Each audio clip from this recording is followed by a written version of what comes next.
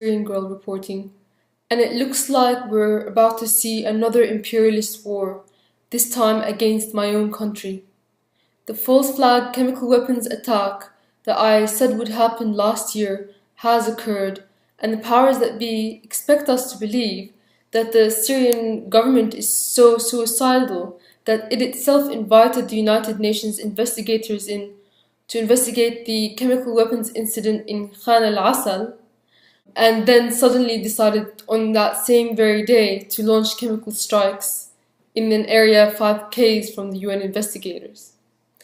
Now, if that doesn't say false flag to just about anybody, I don't know what does. But I have a lot more evidence to go through and explain about this, which will be hopefully in another video which will come out in the next 24 hours. So please look into that.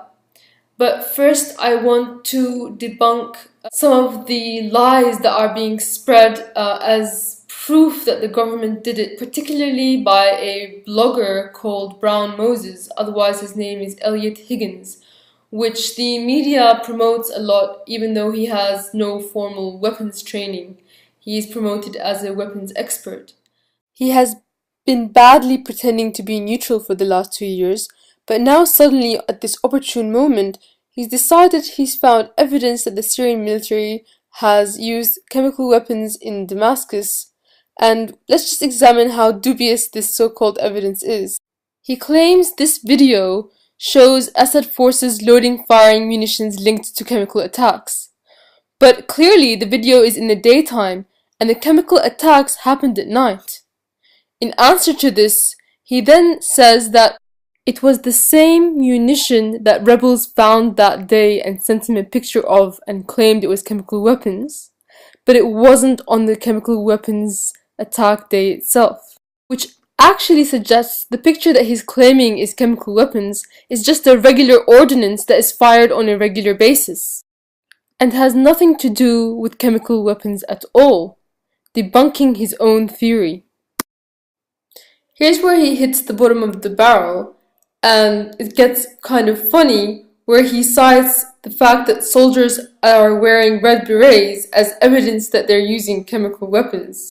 Syria has a chemical warfare division, and if they were to handle chemical munitions, they would have probably worn protective gear, not red berets, and it wouldn't be the Republican Guard handling it either, which is what he suggests these men are. He also tries to make excuses for footage that purports to show rebels firing chemical munitions. But more on that in my next video, which is going to come out very soon. But while I am here, I want to just send a message out to all of my followers and supporters who have been there and who have spread the truth from the beginning. Thank you so much. Syria thanks you, her people thank you, and the truth thanks you. There's going to be a rally on Saturday. It's going to be a global rally, hands off Syria, no war on Syria. I'm going to paste the details now. Please go to your Facebook, type out these words, find out if there's a rally in your city, and make your numbers shown. I want to tell you that I've spoken to many friends inside Syria, and none of them have told me that they're afraid. At least we have finally forced the imperialist, globalist neocons to come out of the shadows and stop hiding behind Al-Qaeda or nice words like democracy and freedom, and show themselves to be the imperialists that they are. We are vindicated now, and the world is waking up. I hope that we're going to see numbers grow more and more in opposition to this. The fact that the US is so openly arming Al-Qaeda and flaunting international law.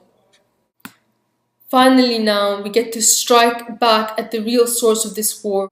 I spoke to a friend in the military today, and he assured me they will have a fight the likes of which they have never seen. I believe in my people, I believe in our soldiers, and I believe in our victory.